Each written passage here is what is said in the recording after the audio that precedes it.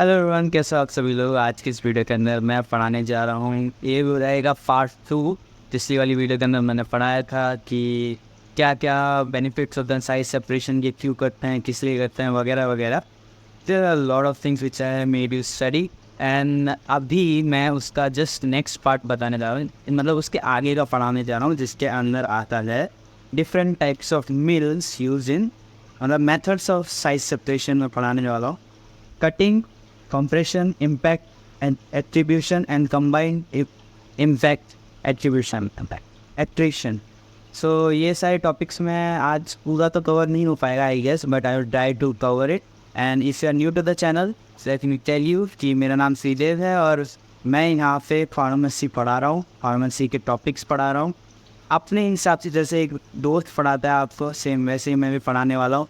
If you have any doubt and if you have any complaints regarding the video, please let me know in the comments down below. So this is first here, cutting. Cutting, the material is cut into small scale by means of sharp blade, knife, root cutter or any other sharp instrument. On the large scale, cutter is used to cutting the drug, usually done to hasten and drying of drug. So obviously जो raw material है उसको small small pieces में काटा जाता है। First process is cutting, then we use cutter mill. Cutter mill का principle है, the size reduction is done by cutting with the help of sharp knives. Running to construction, they are two types of knives, दो type के knives होते हैं, उनको मिल के साथ fix करा जाता है। जो स्टेशनरी नाइफ होता है और रोटेटिंग नाइफ, दो टाइप के नाइफ होते हैं, एक स्टेशनरी और रोटेटिंग नाइफ। जो स्टेशनरी नाइफ होते हैं वो एक जगह फिक्स होते हैं, ऑब्वियसली उनके नाम से पता लगा है, दे आर स्टेशनरी। और रोटेटर जो घूमते रहते हैं, जो नाइफ घूमते रहते हैं। The upper part of the casing also contain the hopper. एक मिल के ऊपर जहाँ पे नाइफ्स होता है उसके जस्ट ऊपर एक हॉपर होता है, जहाँ से इनलेट होता है ड्रग का, जहाँ से ड्रग को डाला जाता है। And then there is a lower part which is एक एपर्चर साइज़ के हिसाब से एक लोअर पार्ट होता है, जिसके अंदर वो जो मटेरियल है जो कट होके आएगा वो नीचे कलेक्ट होता है। तो इसकी वर्किंग क्या है, the material to be cut is put into the hopper. Hopper के अंदर वो मटेरियल डाला जाता है और उसके बाद रोटेटर ब्लेड, वो बहुत हाई स्पीड पे वो ब्लेड घूमती रहती है। उनके रोटेशन की वजह से वो जो मटेरियल है वो छोटे छोटे पीसेस में कट डाउन हो जाती है। और तो नीचे जो स्क्रीन होती है वो मटेरियल को ले लेती है, उसको स्क्रीन बोलते हैं। जो मटेरियल को कलेक्ट करती है उसको स्क्रीन बोला जाता है। तो मतलब वहीं से कलेक्ट हो जाता है। फिर एक डिज़ायर्ड, आई गेस मेरे को जितना पता है, screen is like a holding, जहाँ पे एक डिज़ायर्ड अमाउंट के बाद वो स्क्रीन खुल जाती है एंड वो जो इनलेट जो retains the material desired degree of yes. तो हाँ, वो स्क्रीन उस पर डिज़ायर्ड एक अमाउंट पे कलेक्ट करती है, उसके बाद जब वो डिज़ायर्ड अमाउंट हो जाता है वो उसको खोल देती है एंड वो नीचे कलेक्ट हो जाता है। हाँ, फिर उसके बाद हम सील से उसको करके जितना साइज रिडक्शन चाहिए उतना ले लेते हैं, और बाकी जो साइज रिडक्शन नहीं हुआ था अच्छे से उसको वापस से कटर के अंदर डाल दिया जाता है। इसका यूज़ क्या क्या है, the mill is use to obtain post degree और size reduction of soft material such as rule, peels, wood before extraction. तो उनकी साइज रिडक्शन करी जाती है इनके एक्सट्रैक्शन से पहले। सो अब है कंप्रेशन।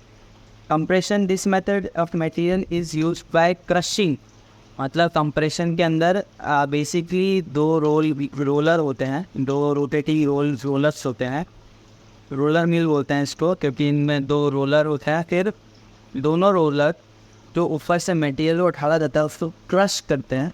दे क्रश बोथ, जो ड्रग होता है उसको दोनों साइड से, दोनों रोलर से क्रश करा जाता है and obviously they then break down in smaller pieces.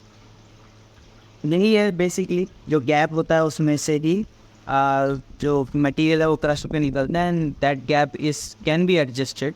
वो एडजस्ट कर सकता है, गैप को करा जा सकता है। और ये हॉरिजॉन्टली माउंटेड होता है, मतलब हॉरिजॉन्टली माउंटेड होता है। 2 रोलर्स ऐसे होता है, ऊपर से मटेरियल को ढाला जाता है, फिर वो नीचे टच हो जाता है, and obviously it is connected. मतलब सेम मैकेनिज्म है, just the rulers are there. Then impact के अंदर क्या है, हैमर मिल। इम्पैक्ट के अंदर हैमर मिल आता है।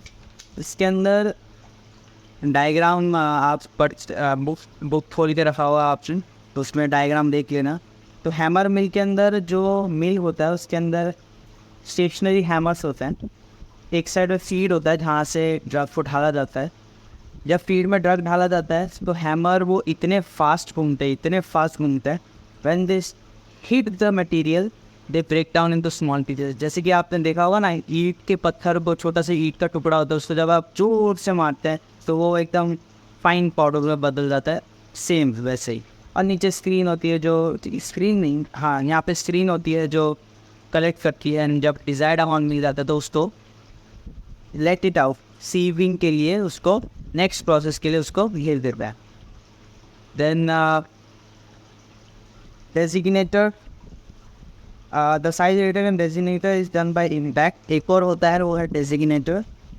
इसके अंदर जो शायद से ये आई गेस डेजिग्नेटर जो है ये अभी इम्पोर्टेंट नहीं है, क्योंकि ये मैं हमारे कॉलेज के अंदर नहीं पढ़ा है इसके।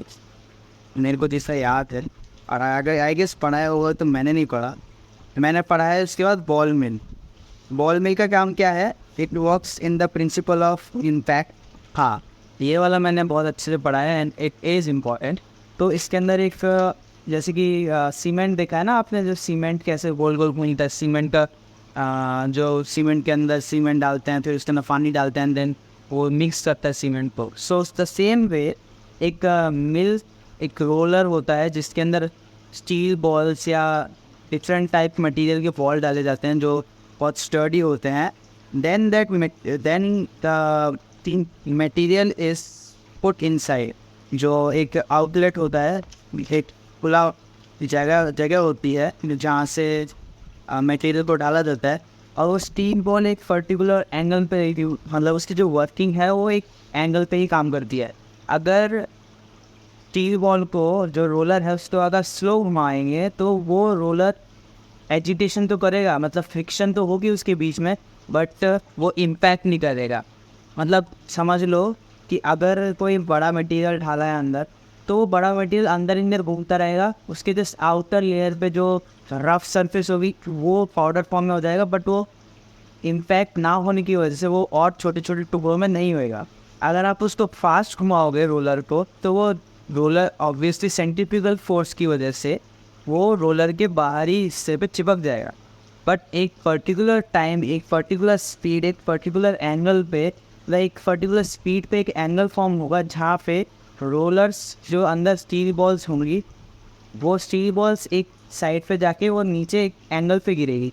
और जब वो एक एंगल पे गिरेगी तो वो नीचे जब गिरेगी तब वो इम्पैक्ट क्रिएट करेंगे, और ऑफ कोर्स जब वो ऊपर तक जाएंगे तब तक एजिटेशन क्रिएट करेंगे, फ्रिक्शन क्रिएट करेंगे, जो उनको स्मॉलर पीसेस में पहले तो इम्पैक्ट करके स्मॉलर पार्टिकल्स हो गए, उसको स्मॉलर पार्टिकल्स को और भी स्मॉल फाइन पार्टिकल्स में करने के लिए उसको एजिटेशन भी हो जाएगी। सो इसके अंदर आपको ये चीज़ याद रखनी है बॉल मिल के अंदर, कि वो अच्छे से हो गए, ना ज़्यादा, ना ज़्यादा स्लो हो, ना ज़्यादा फास्ट हो, ऐसे। देन हमारे पास है फ्लूइड एनर्जी मिल, मिसलेनियस मिल्स। सो ये दोनों मैंने अभी तक नहीं पढ़ा, ये एक्स्ट्रा मिनट। सो यही सारे मिल्स थे, इनको डिटेल्स में मैंने नहीं पढ़ा है, इतना ज़्यादा भी नहीं पढ़ने की ज़रूरत नहीं है। कैसा मैकेनिज़्म है, कैसे काम करते हैं, मैंने वो समझाया है। और बाकी जो डिटेल्स में उसके लिए थोड़ा बहुत पढ़ना पड़ेगा, and if you will read it, आप उसके कैसे लाइंस को फॉर्म कर सकते हैं वो देख सकते हैं। How you can form the lines, sentences, points answer लिखने के लिए, वो आप देख सकेंगे। मैंने समझा दिया है, खुद के मन से भी लिख सकते हो, but if you want to create points you have to catch some important parts from the book. Make sure you read the book.